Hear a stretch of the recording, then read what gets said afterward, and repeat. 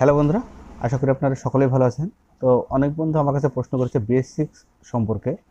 তো আমি যতটুকু জানি আপনাদেরকে ততটুকুই বলার চেষ্টা করব এই ভিডিওর সাহায্যে।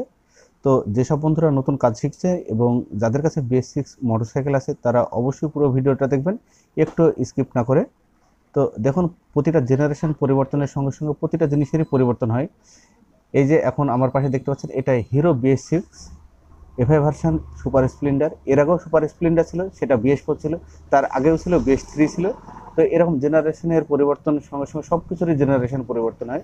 তো গাড়ির ক্ষেত্রে সে পরিবর্তন হয়েছে। তো BS6 গাড়ি কী কারণে নিয়ে এসেছে, তো প্রথমে আমাদেরকে সেটা জানতে হবে, এবং BS6-এর যে পরিবর্তনগুলি করেছে সেটা কি কি পরিবর্তন করেছে সেটা জানতে হবে।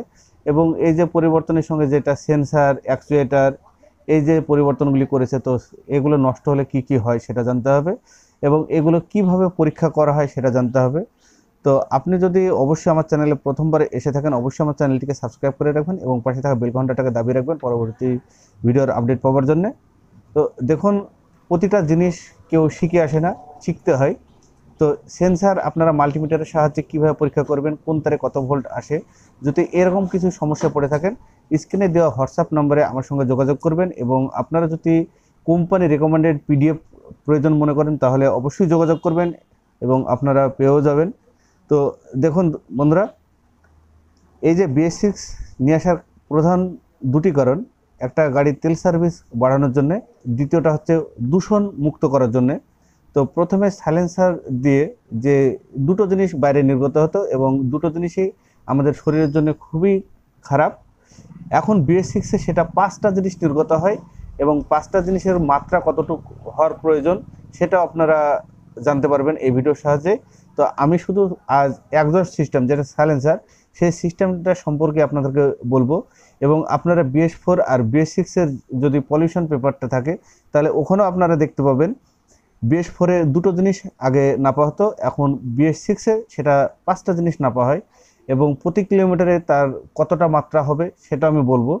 তো আমি প্রতিটা BS6-এর প্রতিটা সেন্সার সম্পর্কে আপনাদেরকে বলার চেষ্টা করব, এবং ওয়ারিং ডায়াগ্রাম যদি প্রয়োজন মনে করে থাকেন তো স্ক্রিনে দেওয়া হোয়াটসঅ্যাপ নম্বরে আমার সঙ্গে যোগাযোগ করবেন, সেটাও আপনারা পেয়ে যাবেন। তো দেখুন বন্ধুরা, প্রথমে আপনাদেরকে আমি BS4-এর যে সিস্টেমটা সেটা আমি দেখাবো, তারপরে BS6-এর সিস্টেমটা দেখাবো। বন্ধুরা, এই যে এক্সস্টটা আপনারা দেখতে পাচ্ছেন সাইলেন্সারটা, এই সাইলেন্সারটা দিয়ে আগে যে ধোঁয়া বেরোতো সেই ধোঁয়া শুধুমাত্র কার্বন মনোক্সাইড আর হাইড্রোকার্বন এই সাইলেন্সার দিয়ে বাইরে বেরোতো। এটা প্রাণী জগতের জন্য, প্রাণী জগতের শরীরের জন্য হানিকারক। তো সেই কারণে কোম্পানি BS6 মডেল নিয়ে এসেছে। তো BS6-এ কী কী পরিবর্তন নিয়ে এসেছে আমি সেটা আপনাদেরকে দেখাবো। দেখুন, BS6-এ এই যে এক্সস্টের মাথায়, সাইলেন্সারের মাথায় একটা সেন্সার দিয়েছে, এটা অক্সিজেন সেন্সার। তার নিচে একটু আপনাদেরকে আবার দেখানোর চেষ্টা করব। এই জায়গাটা মোটা আপনারা দেখতে পাচ্ছেন, এটাকে ক্যাটালিটিক কনভার্টার বলে, এবং এটার সাহায্যে যে ধোঁয়াটা বাইরে যায়, এবার কি কি বাইরে যায় সেটাও আমি বলবো, এবং আপনারা স্ক্রিনের উপরে দেখতে পাবেন কতটা মাত্রা হওয়ার প্রয়োজন। দেখুন বন্ধুরা, এই যে BS6-এর সাইলেন্সার, এই সাইলেন্সারের পেছন দিয়ে যে ধোঁয়াটা বাইরে বেরোয় সেটা প্রথমে BS4-এর ক্ষেত্রে কার্বন মনোক্সাইড আর হাইড্রোকার্বন বাইরে আসতো। এটা BS6-এর ক্ষেত্রেও কার্বন মনোক্সাইড আর হাইড্রোকার্বন আসে, এবং তার সঙ্গে আরও তিনটে জিনিস একসঙ্গে আসে, সেটা নাইট্রোজেন অক্সাইড, নন মিথেন হাইড্রোকার্বন আর পার্টিকুলেট মাত্রা।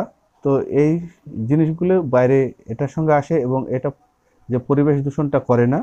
তো এটার মাত্রা প্রতি কিলোমিটার কতটুকু হওয়ার দরকার সেটা স্ক্রিনের উপরে দেওয়া আছে, আপনারা দেখতে পাচ্ছেন। তো বন্ধুরা, আমি এই ভিডিওর সাহায্যে এক্সস্ট সিস্টেমের সম্পর্কে যতটুকু বলার চেষ্টা করেছি, আশা করি আপনাদের ভালো লেগেছে। তো আমার সঙ্গে থাকবেন এবং আমাকে সাপোর্ট করবেন। BS6 সম্পর্কে আপনারা ভিডিও পাবেন আশা করি। তো আজ এই পর্যন্ত, পরবর্তী ভিডিওতে আবার কথা হবে।